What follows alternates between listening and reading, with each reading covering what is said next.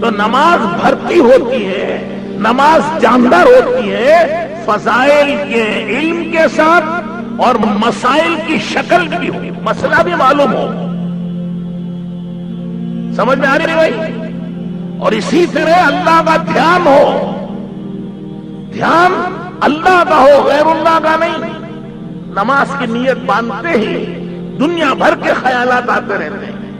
اگر خیال نہیں آتا تو اللہ کا نہیں آتا، باقی سب آتے ہیں. نماز کی نیت باندھیے، آتے آتے راستے میں لڑکی دیکھی تھی، وہ لڑکے کا حسن و جمال پھر رہا. آتے آتے دکان دیکھا تھا، وہ دکان کا سامان پھر رہا. آتے آتے دوست سے بات کی تھی، وہ دوست کی بات دل میں آ رہی ہے. آتے آتے کاروبار چھوڑ کے آیا تھا، وہ کاروبار کی باتیں یاد آ رہی ہیں. سب کچھ یاد ہے لیکن اللہ یاد نہیں.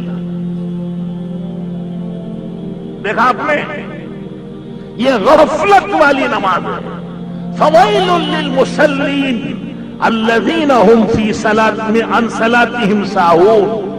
ہلاکت ہے ان نمازیوں کے لیے جو نمازی اپنے نماز میں اللہ سے غافل رہتے ہیں. یہ نماز اس کو نجات نہیں دے گی. اس نے نماز نہیں پڑھی، نماز کا مذاق اڑایا ہے. نماز وہ کام آئے گی. قد افلح المؤمنون الذین فی صلاتهم خاشعون، الذین هم فی صلاتهم خاشعون. نماز میں وہ کامیاب ہو گئے، عزت پائی، بلندی پائی، خدا کی رضامندی و خوشنودی مل گئی. کسے؟ جنہوں نے اپنی نماز میں اللہ کا دھیان پیدا کیا، اللہ کا خوف پیدا کیا، اللہ کا ڈر پیدا کیا. یہ نماز کی جان ہے. نماز میں کھڑے ہو کر بھی اللہ کا خیال نہ آئے تو پھر کب آئے گا اللہ کا خیال؟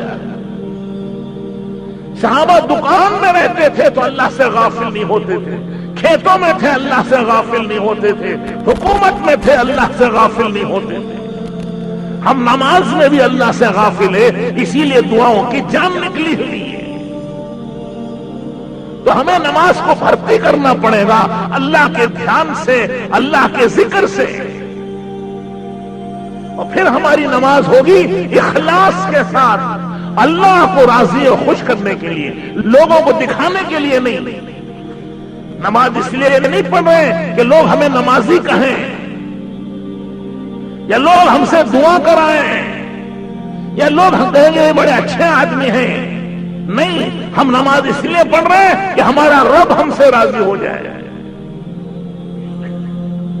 تو پھر میرے دوستو بزرگوں بھائیوں، اللہ کی عزت و جلال کی قسم، اس کے بعد جو دعا مانگو گے یقیناً اللہ قبول فرمائے.